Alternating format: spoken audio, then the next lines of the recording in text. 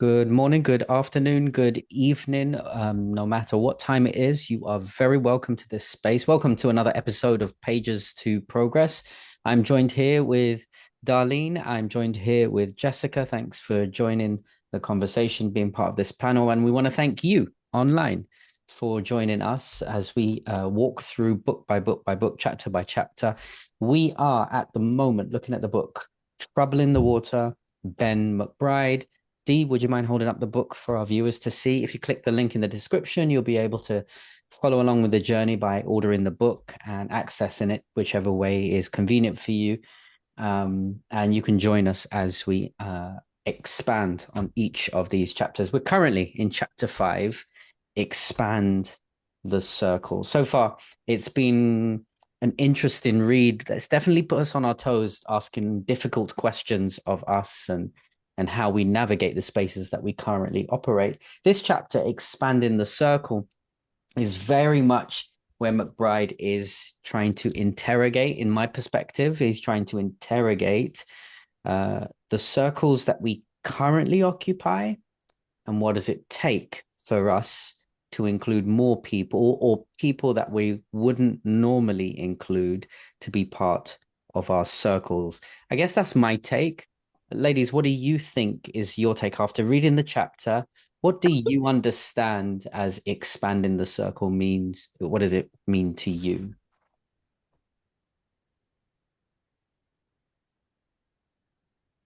To me, it was like um at the I don't know if it was on the first or second chapter where he talks about pretty much that everybody deserves a place on the table, Mm-hmm. even that those people who you don't like, those people who think extremely different or they have done actions that you do not agree with. Mm-hmm. And I think that in it's expanding your circle to me is also like listening and having a seat on the table with those kind of people despite our differences, Mm. getting to understand or try to understand where the other person is coming from, or listening to their experiences or their point of views without judgment. Mm-hmm. Like, like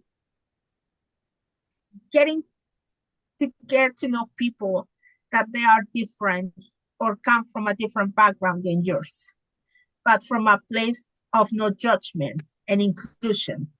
I want to hear what you have to say, Dee, but just before we go to you, Dee, um, Jessica, I want to probe a bit more because you said something. I'm gonna assume something with my question. Why is it so hard to talk to other people without judgment? Why is it so hard? Because of our own biases Mm, or our own experiences. And because sometimes we have the tendency to believe that we are right all the mm, time.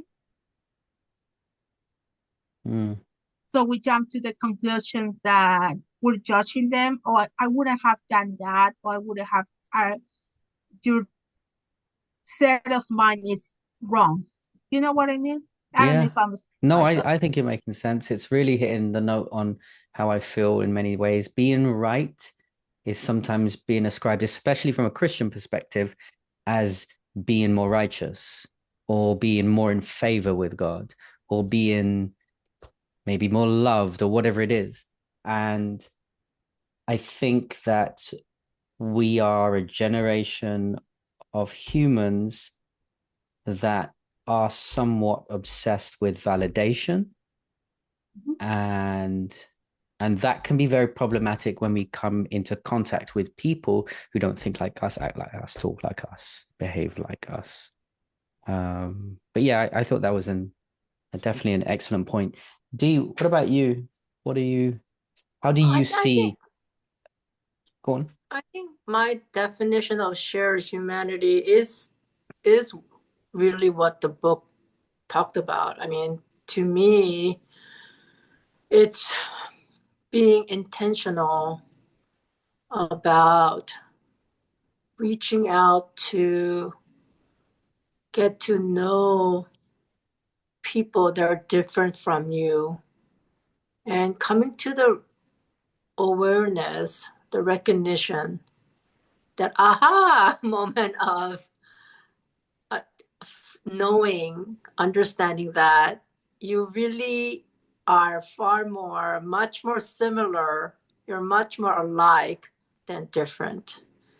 There is that, like, just like the word said, that shared humanity, that's just that no matter who you are, like what language you speak, what culture, you come from, um,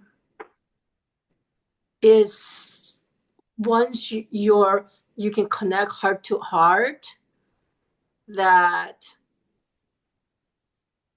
you just know it, you just recognize it in each other, that, oh wow, we are similar, oh wow, we're the same. I struggled with that. Oh yeah, why? Well, so when he gave the example of, the the kids that came in to the center, and they're potentially involved in gangs or a life of crime or whatever it is their background is. And then he compared that. So they came in with anxiety. They came in with anxiety because they knew they were meeting, police officers or, other people of power. So they have their own anxiety because of their history of their interactions with the police. Then he compared the anxiety of the police, who came also with anxiety. Um, my initial take from that was, yeah, that's not the same. I don't. What do they have in common? The police and the kids. Okay, they have anxiety in common, but these are very two different kinds of anxiety, no? Like, and maybe that's part of why what he was calling us to do and why I find it so difficult, because everything inside of me is saying that's not the same. And it feels almost like a bit of a disrespect to I try and think, equate the two. yeah, I understand what you're saying. I think the reasons for anxiety is obviously quite different. The cause of anxiety Mm, in each group is quite different. But I think that when you really bring it down to just how it makes you, that anxiety makes you feel, mm, what it makes you experience, I mm. think it's very similar. In terms of the emotion that comes out, whether Mm-hmm. you feel isolated or lonely, or yeah, I can see that. Yeah. Did you want to weigh in, Jessica? I do. Like I felt the same way that how you felt when he compared one group to the other one, and Mm, then I have to reflect for a moment, and I then to understand that they have the same, like you can call, they both of them feel anxious about it, but mm, they have different reasonings for why they feel anxious. mm-hmm. Yeah. And yeah, What did you ladies think of the little section on imagination required, where he essentially was talking about, we have to, well, I can read a quote actually on page 106. Operating this way meant we were, as the saying goes, trying to live our way into new ways of thinking rather than trying to think our way into new ways of living. I think what he was trying to communicate was this whole idea of live with the vision in mind. So if it's, for instance, racial injustice, live with the vision that one day people won't have to face the same struggles of racial injustice that we do today. It's the similar kind of I have a dream kind of thing from Martin Luther King and stuff. Like, I wondered sometimes if that equated to some kind of fake it till you make it. I wondered where was the value of, because in some respects, if we imagine a world void of injustice and we try to live as if that world is coming, I don't want to be in a position where I'm ignoring the reality of the current world. Does that make sense, what I'm bringing yes, across? yes. Do you think it was a fake it till you make it? It is hard because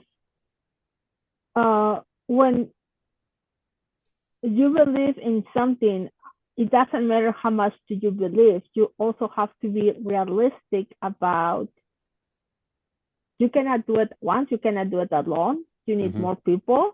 You need to learn to delegate what you're doing because it takes a toll on your mind and in your body. Mm-hmm. And also understanding that not everything is gonna go as fast as we want it to Mm-hmm. or get done as fast as we want to. So that it's more like what you said about keeping the goal in mind. But I think it's also important to know that you're gonna have bad days. You're gonna have days when you wanna give up.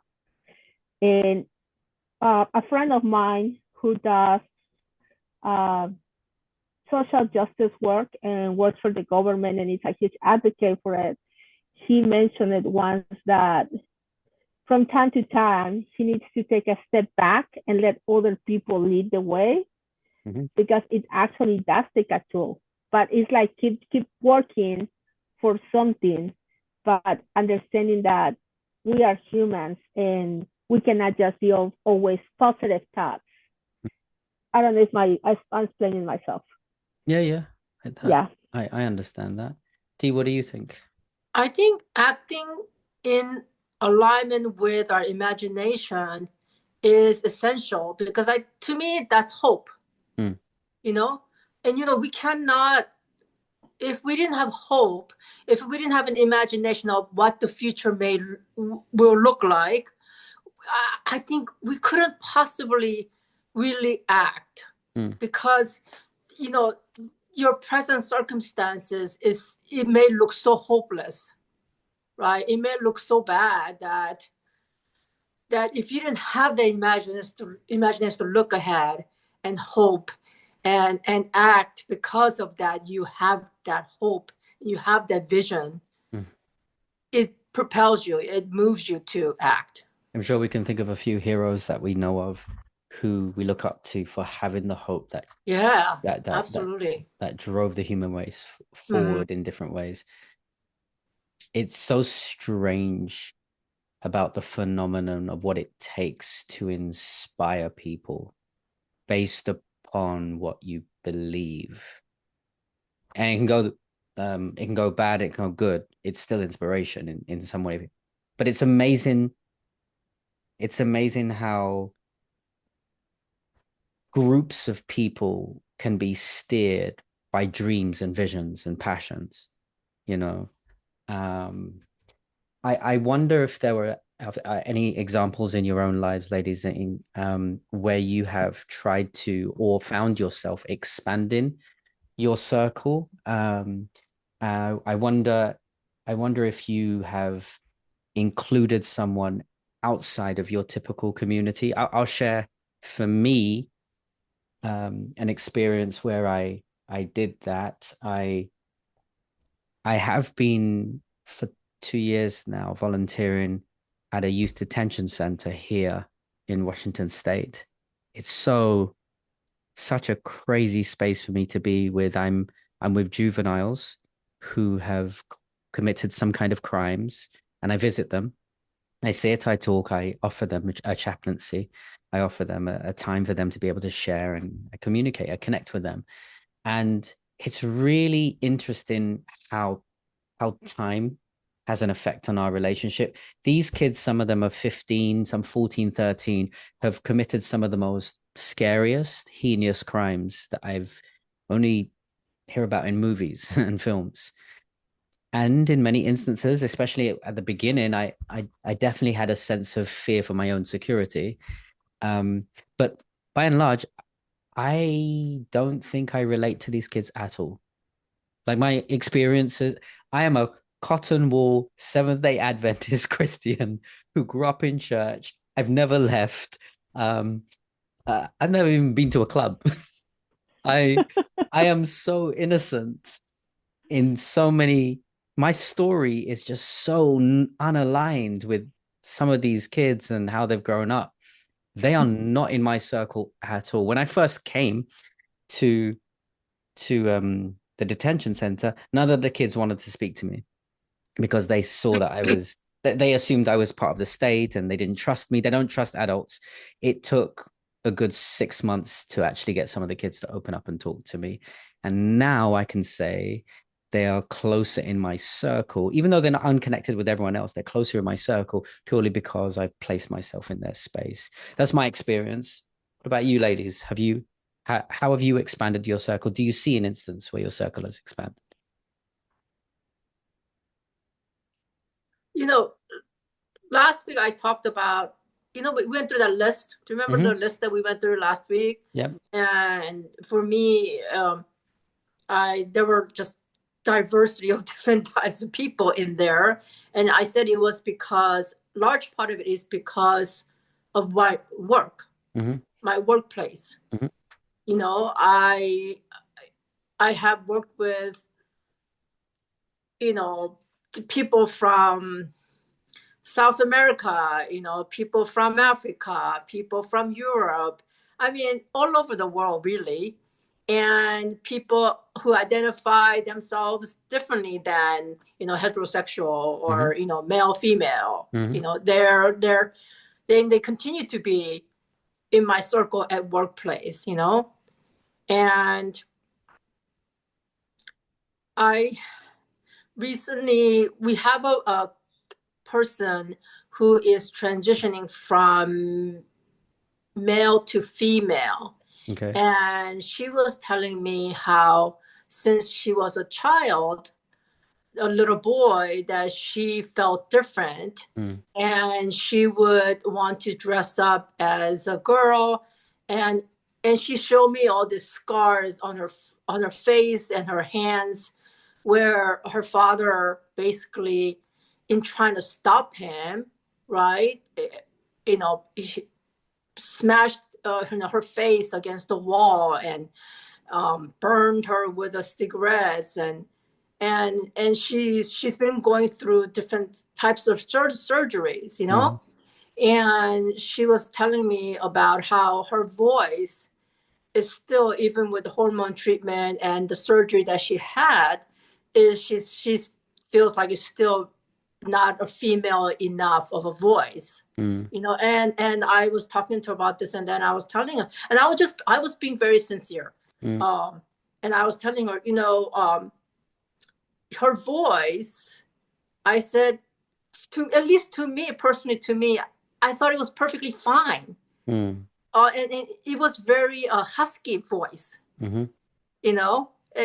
I personally do like husky voice, and then she was telling me about how she had gone through a surgery where they shaved the bones of the jawline to make it more feminine. And she thought it still wasn't feminine enough, that maybe she was thinking that she might want to go through it again. I told her, oh, no, don't do it. It's really, it's feminine. It's feminine. I said, she really looks pretty. And so having that conversation, I felt very comfortable. And I wasn't like trying to go out of my way to make her feel like she's accepted or anything. But it was just, she's who she is. And I was just talking to her like a regular person, basically. Okay. And I'm thankful, actually. I'm thankful for those experiences. And that's why I say, like, when you can make a connection, like especially like heart-to-heart connection with someone who may be very different from you, that you come to realize, oh my, yeah, we are really the same. Yeah. Thank you for sharing that. I appreciate that. Jessica, what about you? What was the question? Oh, I was trying to listen in D and all the stuff, and I'm like, yes, no. go. It's okay. The question was more of a case of where have you expanded your circles? And maybe I'll add to this question so we can transition further. Where have you expanded your circles? And in terms of us as a church community, how do we expand our circles without it coming across as tokenism?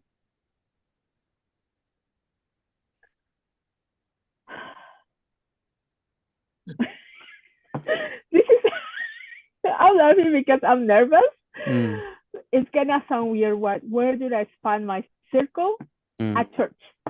Okay. No, that's not weird. I understand. That's not weird. Please, could you elaborate? I I don't know. I have I expose myself to be in groups of circles of people where I know they might not think like me. Mm. But I do want to provide the space to understand where they're coming from, despite they're thinking differently than me. Mm-hmm. And coming from a place, what I say early, without judgment, it's something that I try to practice a lot. To sometimes I do not feel like I understand where they're coming from, but as someone who has been outer, I know from the other perspective, or I have different experiences.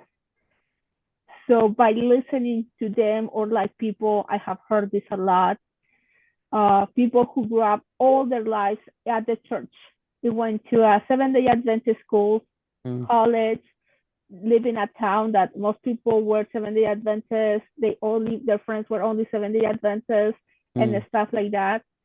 To me, that's completely different. So to me, it's try to understand where these people is coming from. That's, to me, is just expanding my circle and to understand where these people are coming from and why they are the way they are.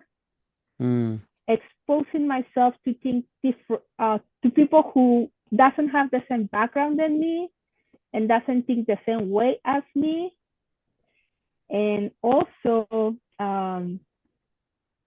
another thing that I do is like there's some kind of like things or ideas I do not understand, but I do read books. And sometimes I read books I don't like in order to understand. Or there's certain topics like transgender I didn't understand before, but I started reading books about the trans community. And then give me, okay, to knowledge, to understand where they're coming from, the suffering, all the stuff. And then you ask about church. I think it's trying to generally create safe space for people. They make them feel included. Like I do remember, I do know when I walk into a new church or a new place, sometimes I'm usually the new person. So what I do is like I do my part. I introduce myself. I remember I texted you and then you call me. So that's like I just show up and I'm expecting everybody to say hi to me and blah blah blah blah. Like I introduce myself. I do the effort. But I think in my experience with different churches, not just Eastside, it is trying to genuinely connect with the person, not just inside the church, also outside the church. And I'm not talking about eating out. I'm talking about checking in. I understand. So I think that's another way that to expand the circle. I know everybody has a life. I know everybody's busy. And it is hard, but what I have done, I do personally, is I see people at church and I say hi. I smile at them. I introduce myself. And then, I run into someone I haven't seen in a while. And I say, hey, did you remember me? Nice to see you again. I'm happy to see you. Until I find someone who I connected outside the church. And I'm like, you're a safe person. But be willing to do that. It can help the church. If the church members, some of them are willing to do that, it can expand the community. The circle. The circle. Yeah.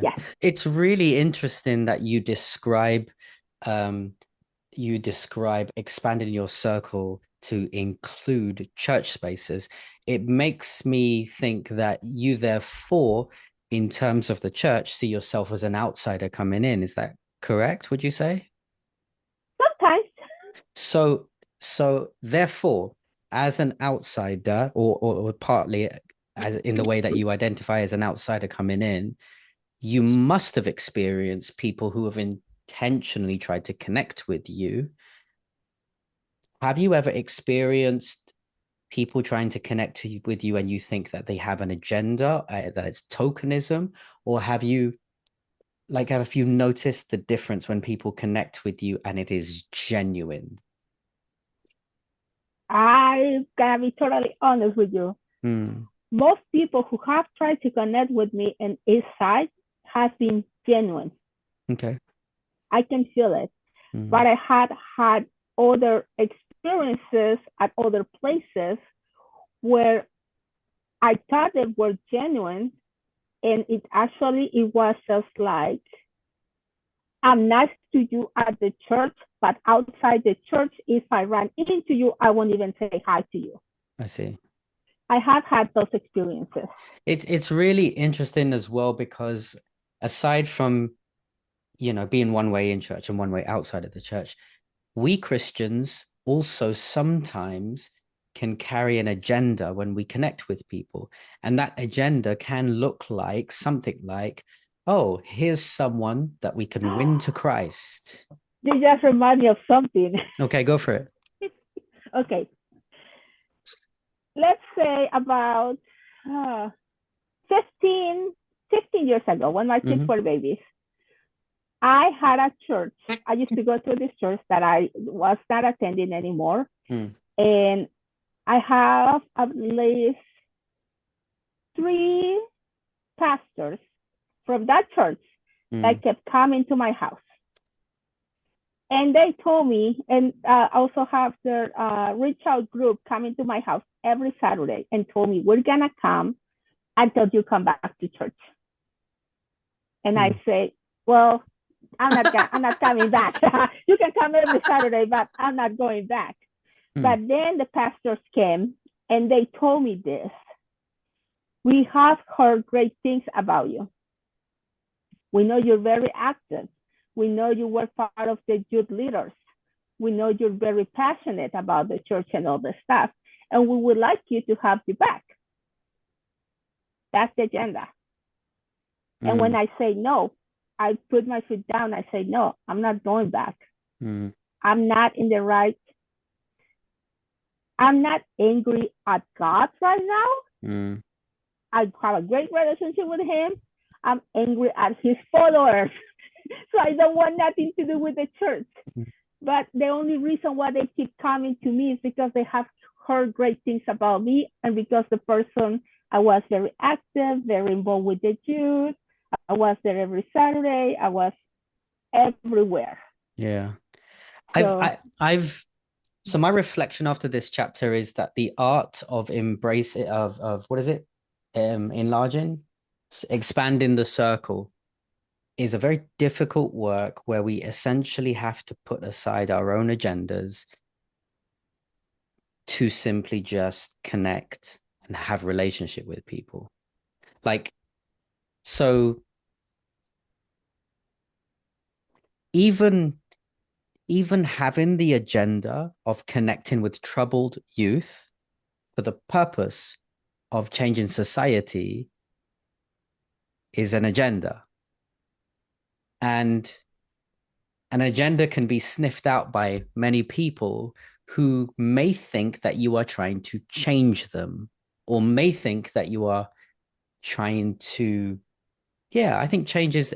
And I think one of the fundamental aspects of expanding the circle is simply just trying to see another human being, as Dee was saying at the beginning when we reflected, in terms of our similarities and in terms of what we actually feel in terms of different things. The reason why we feel may differ, but we still feel the same emotions, and we perceive, fear, anger, heartbreak, love, joy in the same way. And that's a very hard work. At the end of the chapter, he kind of talks about creating tables. I want to read this final uh, quote because I thought it was pretty powerful. He says, building shared. What page? 116.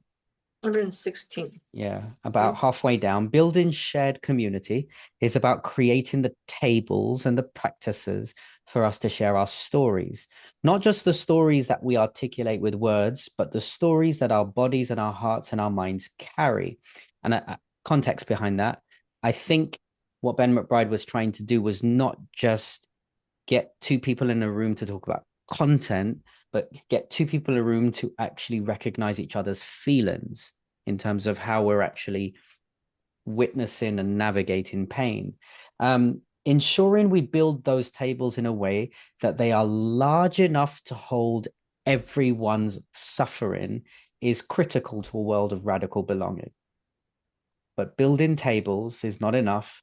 What we do at those tables and how we bridge across difference is what legitimizes the table. To me, this is the work of Christ. And I feel that Christ stepped into spaces simply because he wanted to expand the kingdom table.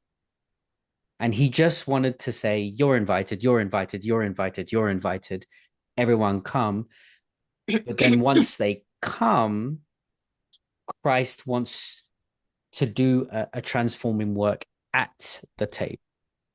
And I feel as though the one story that comes to mind is the prodigal son. At the end of the story, in Luke 15, you have this image of the older brother outside the house on his knees. No, the father on his knees, begging the older brother, come inside the house, and then the parable ends. The final part of that parable is the father just wants the older brother under the same roof as the younger brother in the same house, even though they differ in perspective, ideas, behaviors, lifestyle. It's not a romantic picture that they will magically get along for the rest of time. It's just that they're invited to be under the same roof. That is where I see the theological tenets of inclusiveness and creating tables. What about you two as we wrap up? How do you see some of the theological tie-ins? Where do you see maybe either Jesus or maybe some other biblical examples of what expanding the circle looks like for you?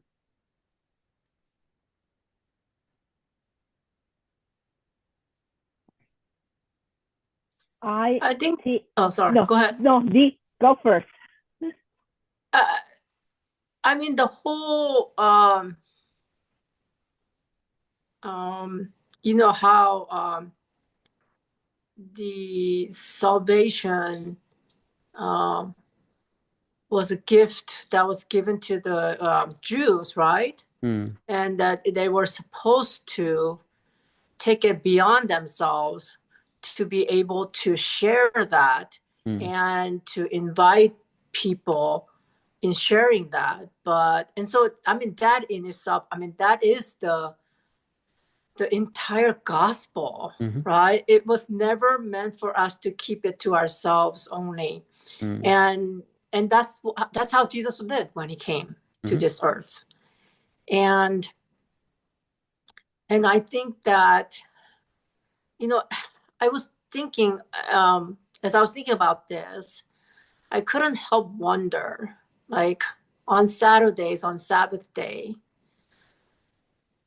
I know there's a church. We have church because church is supposed to be, I think it's supposed to be a vessel to share this love and bring everyone together. But just Saturday after Saturday, sitting in the church, listening to sermon, as great as your sermons are, Pastor Sam, and as much as I enjoy them, I just cannot help wondering, is this the way should we really be spending our Sabbath?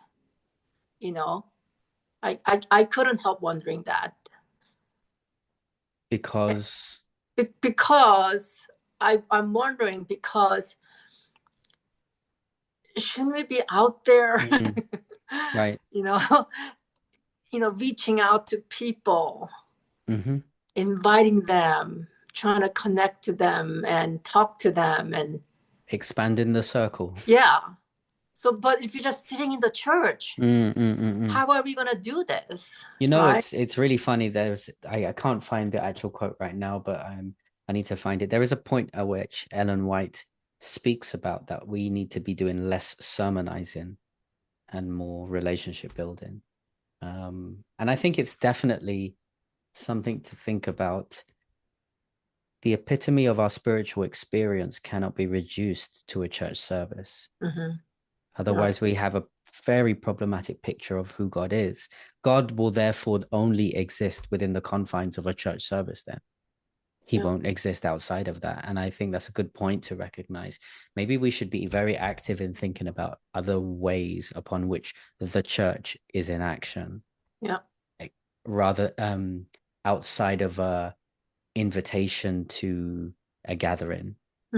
But us showing up to something to contribute as a part of our kingdom values. Yeah, I definitely agree, and I definitely see that. Something to think about, something to interrogate the way that we do church. What about you, Jessica? How do you see the biblical idea of expanding the circle echoed in scripture? Do you see it?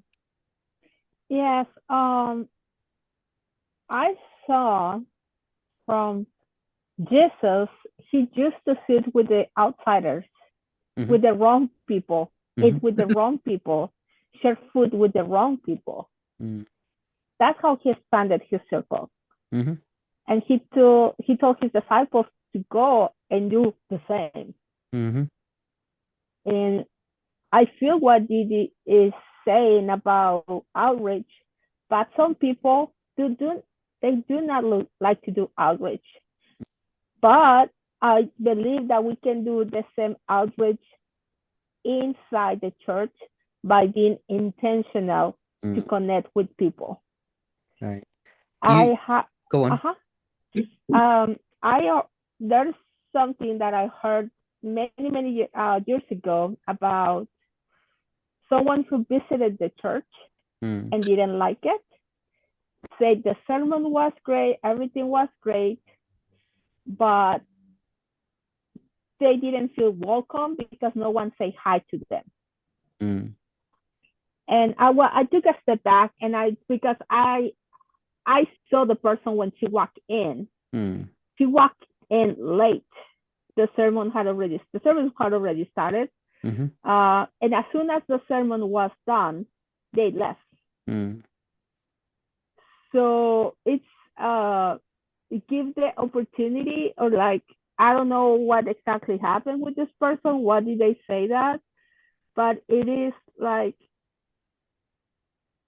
giving intention that if you see a new face, just saying hi, acknowledging them, it makes them feel welcome. And that's how we do it inside the church. Yeah, I like that. I think that's a perfect place to probably bring us to a close. I think you summed it up really well. The call of Jesus is to go find the wrong person.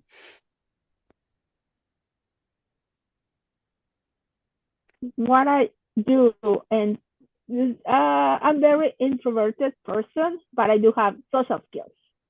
And as someone who has been an outsider and outer for many situations, when I try to include people. If I go to a party, if I go to a reunion, and I see someone quietly sitting on the corner, I sit next to them and I say hi. And I introduce myself, and I start asking questions like, how do you know the host? And, like, just to make them feel included. Right. And little small talk. Yeah. I have this image. The text in the New Testament where Jesus says, who among you will hide their light under a bushel?